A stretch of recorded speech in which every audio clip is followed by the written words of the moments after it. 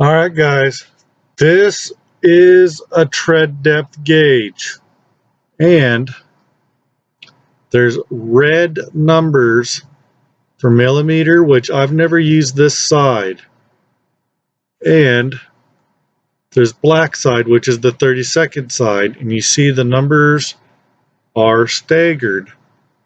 Okay, now looking at this black bottom side, make sure it's all flush like it is here, and then you got to check to make sure that there is, see how that 0 is right there? You got to make sure that you can also see, let's see if I can get it. Whoop, wrong way. Everything's reverse. See that 0 right there? You should also be able to see the line. And if you don't see the line, it doesn't have to be exactly perfect, because we're not doing like minute measurements here, but that's how it should be correctly set up. Make sure that is on. If it's not on this one that I bought, I don't know if they'll all do this, but this one, I noticed mine was had been pushed in too much. This piece does come off. Oh, wrong way. And there's this piece, and you want to put this back on. Make sure the metal piece right there is flush. Try to keep it that way as much as possible. Push this back into the sheath. And make sure you got it so that when you push it in, you can adjust it on that metal piece inside, and make sure that it reads 0 on the line on the black side and over on the red side. That way you know that it's properly adjusted, so when you go to use it, and when you push this down, you're going to push this down, this black piece straddles on the tread where you're checking, and you push this down. And try not to push down too much, or you're going to push this down more on that metal piece inside, and then you're not going to get a proper reading. But it doesn't have to be perfect. You just want to get close, and that's how you want to make sure it's properly adjusted. And so pick you up one of these tread depth gauges. You see they're not very big, so they're not going to be real expensive, like maybe $5. So that is something I wanted to make sure to put in this video first, and then I'm going to show you the rest of this video. At the beginning of the video, it was a little windy, and I might cut that part out because I was trying to do this in that video, and I couldn't get my camera to show this very well. But I'm going to show you how you properly use the tread depth gauge. So here's the rest of that video. Hi guys, Jason here, and I'm going to show you guys how you use a tread depth gauge for your tires. If you're a truck driver, especially, you're going to want to have one of these and learn how to use it. I'm going to show you how you use this properly. To use 30 seconds, steers at least 30 seconds, and then at least 30 seconds on trailer tires. On all the other tires, steers have to be at least 30 seconds. That's not a whole lot of tread, really. How you properly use this is you gotta put this black part flat over top, and then you gotta push this in to the deepest part of a groove or between tread, and you push down on this, but not so much that you're going to push this in and make it out of adjustment, and then you pull it out and you see where it reads.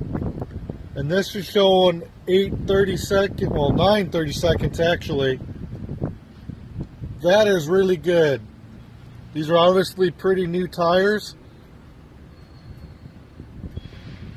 So we want at least 4 30-seconds on steers, and steers usually have the straight grooves like this. Trailer tires, see how it's got the long grooves in straight line? That's how steer tires usually look. And then drive tires and trailer tires will usually have a pattern groove like this. So same thing, make sure you got this set so it's reading 0. And we may have got a bad measurement. Alright, put this so it straddles over the hole of the groove, and then you push down gently until it goes as far as it'll go, and then you pull it up, and it shows closest to the 10 30-second mark. So that means we got some pretty good tread. Sometimes you're going to get some tires that don't have so good tread. Usually the tires you're going to have the bad tread on are the trailer tires. Let's go check those.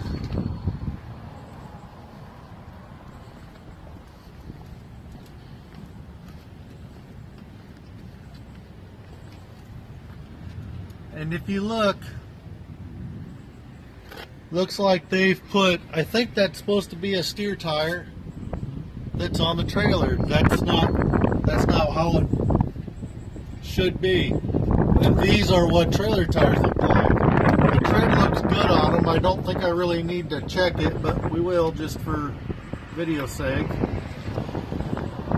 Push that down, and we're showing 9 30-seconds on that one. So all the tread on these tires look pretty good. So I am not even seeing any examples of cupping on these trailers. So these tires have probably been recently replaced. That's not always going to be the case. You're going to find trailer tires with cupping, what's called cupping, where it looks like there's tread, like where there's really good tread, and then there's worn spot, tread, worn spot, and it goes all around the edge of the tire. And that's called cupping, and it can be caused by many different reasons.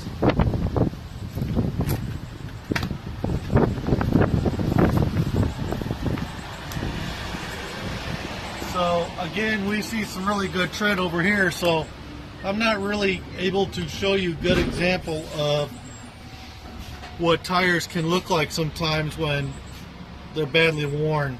They've obviously done a really good job of keeping these tires. This, we're showing somewhere between 10 and 11 30-seconds.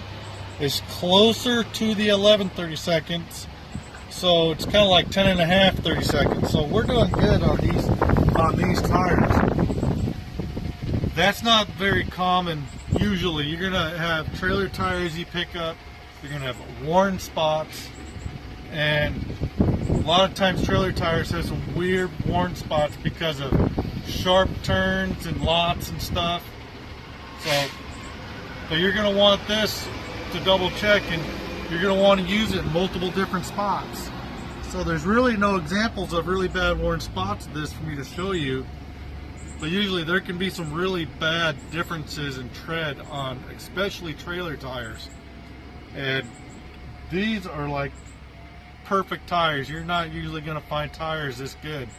Especially like when I was at CRST and CR England, when I drove there, trailer tires especially, really bad worn spots on edge, uneven wearing and stuff. And it's common to find those, especially on trailer tires, especially you're going to want to pay attention. But it can happen on steer tires. You can have uneven wear where you can be getting wear on, just as an example, on this trailer tire, you can get more wear towards the inside or the outside on either steers or trailers, which can be signs of different kind of problems with how the tires are rolling down the road, but we're not seeing any signs of any of that. Of course, these look like practically brand new tires all around the truck, so I really can't show you any really good examples of bad wearing, and that's a good thing, but for this video it's a bad thing because I can't show you any examples. So maybe in the future I'll have a tire I can show you of a bad example of bad wearing. But pick you one of these up at a truck stop. They're not very expensive. I think they're somewhere between $5 and $10. I can't remember. They're not real expensive. I think they're only like $5. And there's different ones that are different quality, but make sure you get them set at 0. And let me show you that again. Make sure that one of these lines is right next to 0. Let's make sure. Whoop.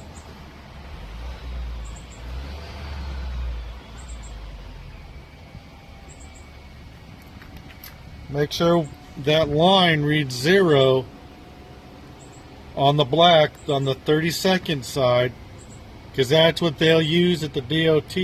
I don't know when they use the millimeters. I've never had to use the millimeters. Probably that's like a Canada or Mexico thing. I don't know. But the you go to the DOT, if they ever check the tread and question your tread, this is what they're going to pull out. It's what they pull out at any place you go have your tires worked on. So that's how you use a tread depth gauge. So if you have any questions, you can either ask me or you can go to any one of your tire mechanics and ask them the same question.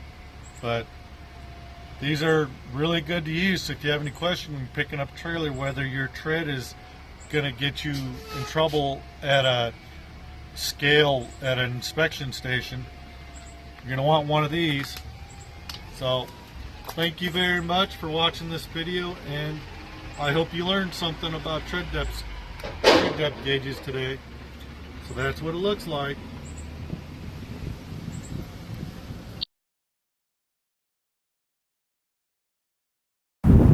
Hey guys, don't forget to hit that subscribe button so you can see all my upcoming videos.